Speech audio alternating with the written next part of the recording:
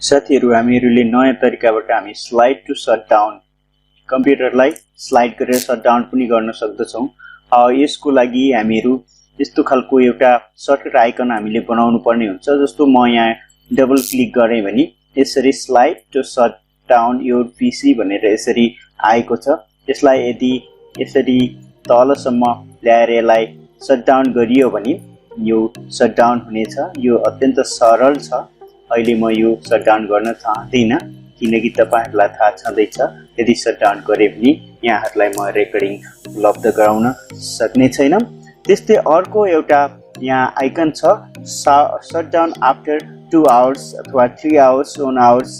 यदि तपाईहरु कुनै पनि कार्य गर्दा कम्प्युटरमा डाउनलोडमा यदि कुनै सफ्टवेयरहरु राख्नु भएको छ र तपाई सुत्न चाहनुहुन्छ भने यसमा हामी स्लिप टाइमर पनि लगाउन सक्छौं। यो दुईवटा आइकनहरु चाहनुहुन्छ भने यसमा हामी स्लिप टाइमर पनि लगाउन सक्छौं। यो दुईवटा आइकनहरु कसरी बनाउने र यसलाई कसरी हामी प्रयोग गर्ने भनेर तपाईहरुलाई आजको यो विषयवस्तुमा म दुईवटा टिप्सहरु दिन गइराखेको छु।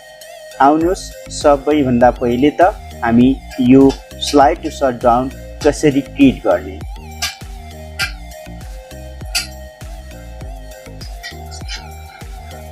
सर्वप्रथम म यो स्लाइड टु शटडाउन यो दुईवटै फोल्डरहरुलाई म डिलिट गर्न चाहन्छु र तपाईहरुलाई यो कसरी बनाउने यो देखाउन को लागि स्लाइड टु शटडाउन क्रिएट गर्नको लागि सबैभन्दा पहिले त हामी राइट क्लिक गरौँ र राइट क्लिक गरिसकेपछि न्यूमा क्लिक गरौँ र न्यूबाट सर्टकटमा क्लिक गरौँ। सर्टकटमा क्लिक गर्दा बित्तिकै यहाँ तपाईहरुलाई एउटा the location of the item भनेर आएको छ। यो आइटम अब हामीले यहाँ एउटा कोड राख्नुपर्ने हुन्छ जुन तपाईहरुले भिडियोको डिस्क्रिप्सन लिंकमा पाउनु हुनेछ। त्यहाँबाट तपाईहरु कपी गरेर यहाँ ल्याएर पेस्ट पनि गर्न सक्नुहुनेछ सजिलै।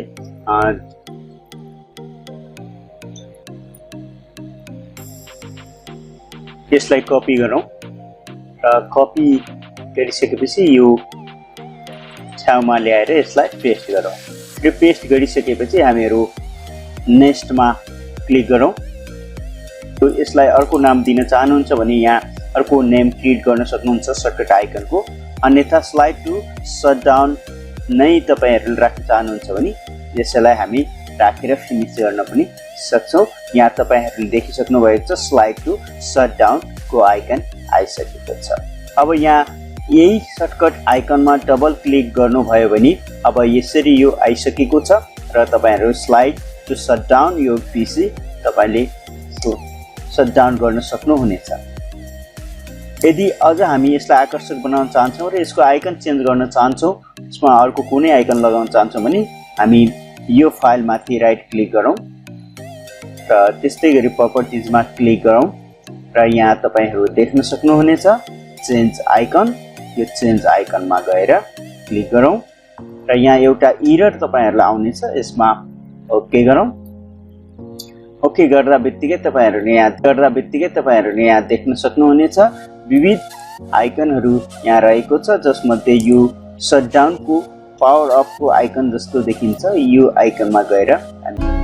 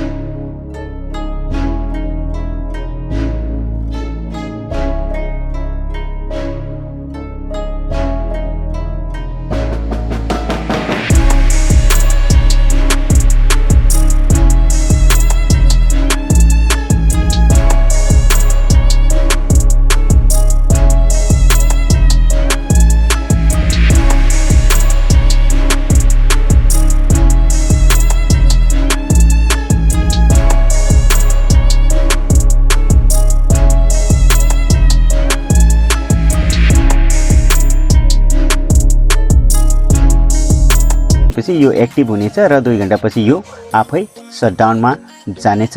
यदि तपाईहरुले यो सटडाउनलाई बीचमै क्यान्सल गर्न चाहनुभयो, अरु पनि कार्यहरू यसमा गर्न चाहनुभयो भने हामीहरुले एउटा रन कमान्ड बक्स ओपन गर्नुपर्ने हुन्छ -R र यसमा लेख्नुपर्ने हुन्छ shutdown -A लेखेर तपाईहरु ओके गर्नुभयो भने यो शटडाउन क्यान्सल हुनेछ।